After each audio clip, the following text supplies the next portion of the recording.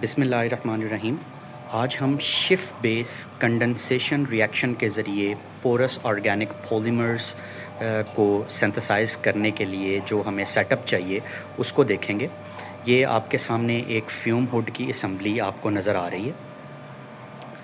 This is the fume hood जो कि अगर वेपर्स या कोई गैस इस रिएक्शन के दौरान अगर बाहर निकलती है तो वो बजाय इसके कि लैब में डिस्पर्स हो, वो फ्यूम हुड के ज़रिए बाहर चली जाती है।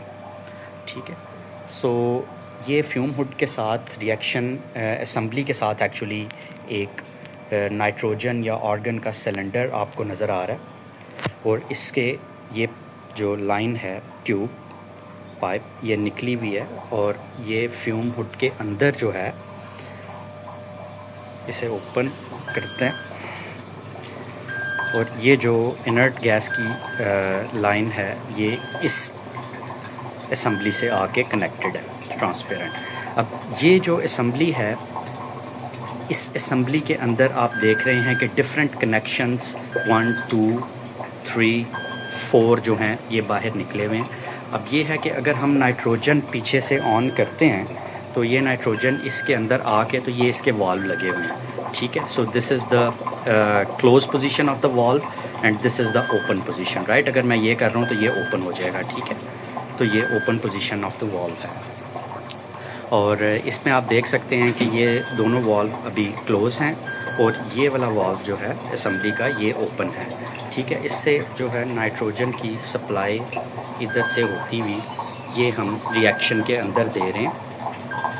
ठीक है, ये एक्चुअली कंडेंसर के ऊपर ये लगी हुई है। ठीक है, तो नाइट्रोजन की सप्लाई इधर से आ रही है, और ये जो आप देख रहे हैं ये पाइपलाइन है, ये निकलती हुई इधर जा रही है, यानी कि नाइट्रोजन इस असम्बली के अंदर आएगी, इस सेटअप के अंदर आएगी, और जो एक्सेस एयर है वो बाहर निकलती जाएगी। ठीक है, तो ये आपने ऊपर से दोनों का कनेक्शन याद से लाजमी तौर पे लगाना है।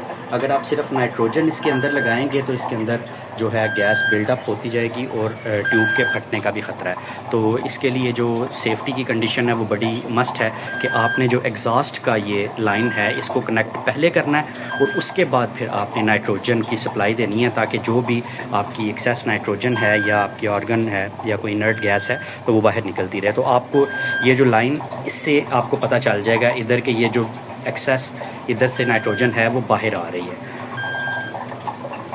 ठीक है, सो ये एक रिएक्शन असम्बली है। अब इनकी बात करते हैं रिएक्शंस की, राइट।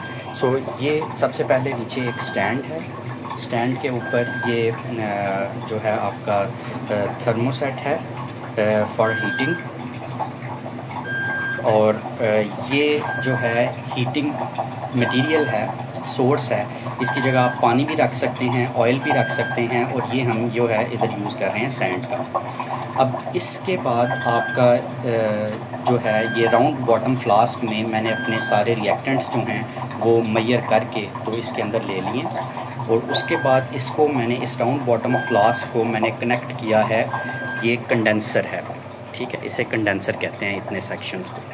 ठीक है, कंडेंसर मीन कि जो आपका इधर रिएक्शन से जहाँ आप टेम्परेचर देंगे इसे, तो टेम्परेचर जब बॉइलिंग पॉइंट पे आपके रिएक्टेंट्स का पहुंचेगा तो आपके वेपर्स बनेंगे, और वेपर्स जो हैं जब वो ऊपर जाके इस कंडेंसर के साथ जब इंटरेक्ट करेंगे तो वो दोबारा जो है लिक्विड फॉर्म में नीचे आएंगे, और इस तरह एक साइकिल चलता जाएगा। इस तरह आपका ये शिफ्ट बेस्ड कंडेंसेशन रिएक्शन जो है वो कंप्लीट होगा। तो ये आपकी जो है ये कंडेंसर की असम्बली है इधर से इधर तक। ठीक है, ये राउंड बॉटम फ्लास्क और उसके साथ ही हमने कंडेंसर लगाया हुआ है। अब इस कंडेंसर के अंदर क्या है, आप देखें कि ये जो पाइप है ये आपका कनेक्टेड है जो आपकी जहाँ से पानी आ रहा है, पानी की टैप से। ठीक है, ये पानी की टैप से आपका ये आ रहा है, यहाँ पे हमने कनेक्ट कर दिया। ठीक है, उसके बाद अगर तो आपका एक रिएक्शन लगा हुआ है, ठीक है, तो आपने क्या करना है कि जो आपने आउटलेट है, ये कंडेंसर का इनलेट है और ये कंडेंसर का आउटलेट है, तो आपने क्या करना है कि आउटलेट को डायरेक्ट आपने वेंट के अंदर डाल देंगे। ठीक है, यानी कि इधर से ये बाहर निकल जाएगा। और अगर आप डबल रिएक्शन करना चाह रहे हैं, यानी कि आप एक टाइम में 2 रिएक्शंस करना चाह रहे हैं, तो फिर आप सेम असम्बली जो है इधर भी लगाएंगे वही, और इसके अंदर आपने उसी तरह ही रिएक्टेंट लिए और उसका ऊपर कंडेंसर लगाया। तो आपने क्या करना है कि जो रिएक्शन नंबर 1 था उसकी आउटलेट जो है, ये जो आउटलेट है ये आपने रिएक्शन नंबर 2 की इनलेट बना देनी है, यानी कि बजाय इसके कि ये आउटलेट पे जाके पानी बाहर निकलता जाए, क्योंकि आप दूसरा रिएक्शन भी करना चाह रहे हैं, उसमें भी कंडेंसेशन रखना चाह रहे हैं, तो आपने क्या किया, इधर से इसका आउटलेट जो है इस कंडेंसर का इनलेट बना दिया। अब जब ये इनलेट है तो इसके अंदर पानी आएगा, ऊपर जाएगा, और देन इसके आउटलेट को आप जो है वो वेंट आउट करेंगे। जैसा कि ये पाइप है, इसका जो आउटलेट है ऊपर वाला वो आप देख रहे हैं कि बाहर आता आता आता ये इसका आपको पानी अगर चलता हुआ दिखा सकूं मैं, ठीक है, ये बाहर जाके पानी निकल रहा है, ठीक है।